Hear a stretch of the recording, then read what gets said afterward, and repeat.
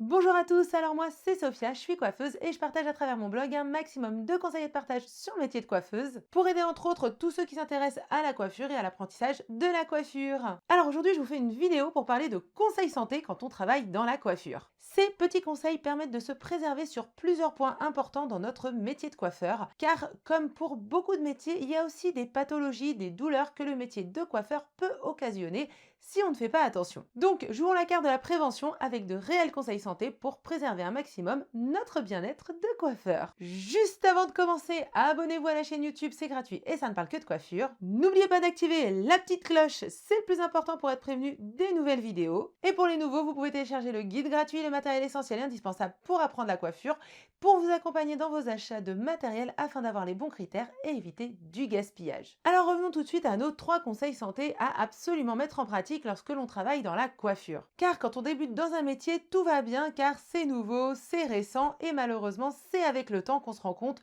de certaines choses avec les douleurs ou les soucis de santé. C'est pour ça que je vous fais cette vidéo à vous qui débutez afin de commencer direct sur de bonnes bases et éviter tout souci sur le long terme. Donc on va tout de suite commencer avec le conseil santé numéro 1 pour les coiffeurs. Faites toujours attention à l'aération quand vous travaillez. On ne ressent pas toujours l'odeur des produits chimiques car on s'y habitue et surtout leur odeur est de plus en plus travaillée par les fabricants pour ne pas être gênante. Mais cela reste des produits chimiques qu'on respire. Une cliente même très régulière qui viendrait faire sa coloration chaque mois ne respire la coloration qu'une fois par mois. Mais un coiffeur, c'est tous les jours, plusieurs fois par jour. Donc si vous travaillez dans un salon, faites bien attention qu'il soit bien équipé côté aération afin de renouveler l'air régulièrement.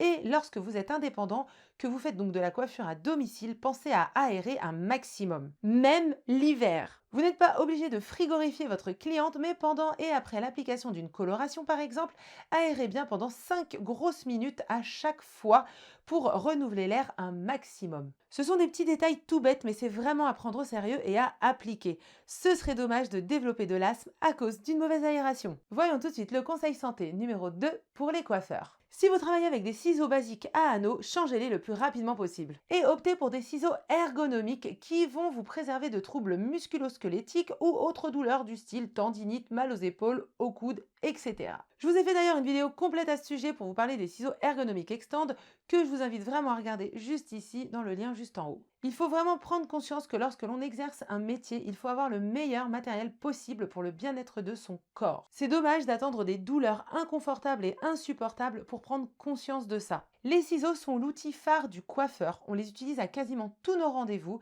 Il est donc important d'utiliser les meilleurs ciseaux possibles pour notre bien-être. Et quand on se met à utiliser des ciseaux ergonomiques sans anneaux, on se rend compte à quel point on a des mauvaises positions avec des ciseaux à anneaux et comment on sollicite justement très mal nos articulations. Alors que les ciseaux ergonomiques Extend sans anneaux s'adaptent aux positions naturelles de nos poignets qui n'ont plus à être tordus dans tous les sens. De plus en plus de personnes souffrent de tendinite ou bien se font opérer du canal carpien. Ces pathologies du poignet sont de plus en plus courantes, donc n'attendez pas d'en arriver là. Et en plus de vous munir de bons ciseaux pour vos articulations, faites également attention à chacune de vos postures pour ne pas vous faire mal au dos. Et pensez à aller consulter un ostéopathe 1 à 2 fois par an pour remettre en place tout ce qu'il faut. Ça peut aider votre corps et vous soulager. Voyons maintenant le conseil santé numéro 3 pour les coiffeurs. Faites du sport et mettez des bas de contention. Pourquoi? Parce que le métier de coiffeur est un métier où l'on est souvent statique et pratiquement tout le temps debout. Quand on débute dans ce métier, tout va bien, mais arrive le moment où l'on découvre le problème de jambes lourdes. Perso, je ne savais pas du tout ce que c'était avant de faire de la coiffure et j'ai découvert ça en devenant coiffeuse.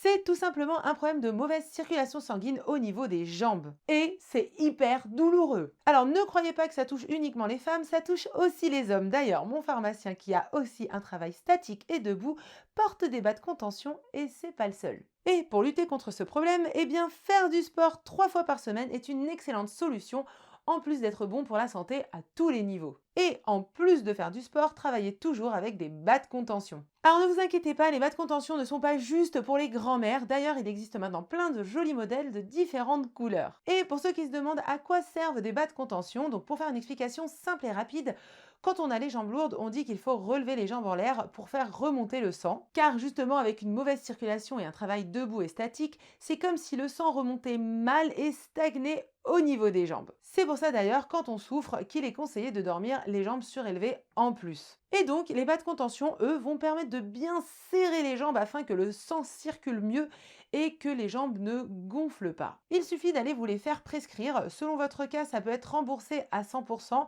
Renseignez-vous, mais achetez-en et soyez sérieux en les portant. Là encore, n'attendez pas les jambes gonflées et les douleurs pour agir. Donc, pour résumer, une bonne aération pour bien renouveler l'air à chaque rendez-vous. Ensuite, on jette ses ciseaux à anneaux et on les remplace par des ciseaux ergonomiques. Et on fait aussi attention à toutes ces postures en travaillant. Puis, on se met au sport et on met des bas de contention pour éviter la mauvaise circulation. J'espère que ces conseils vous éviteront des douleurs car c'est quand même dommage de souffrir quand on peut éviter ça. Donc j'espère vraiment que vous appliquerez bien tous ces conseils. Pensez à votre santé avant tout. On a beau aimer notre métier, c'est quand même mieux de travailler sans en souffrir par la suite. N'hésitez pas à me poser vos questions en commentaire si vous en avez. N'oubliez pas non plus de me mettre un petit pouce en l'air, c'est sympa et c'est pas cher. Et moi je vous dis à très vite pour d'autres articles de blog et de vidéos parlant coiffure.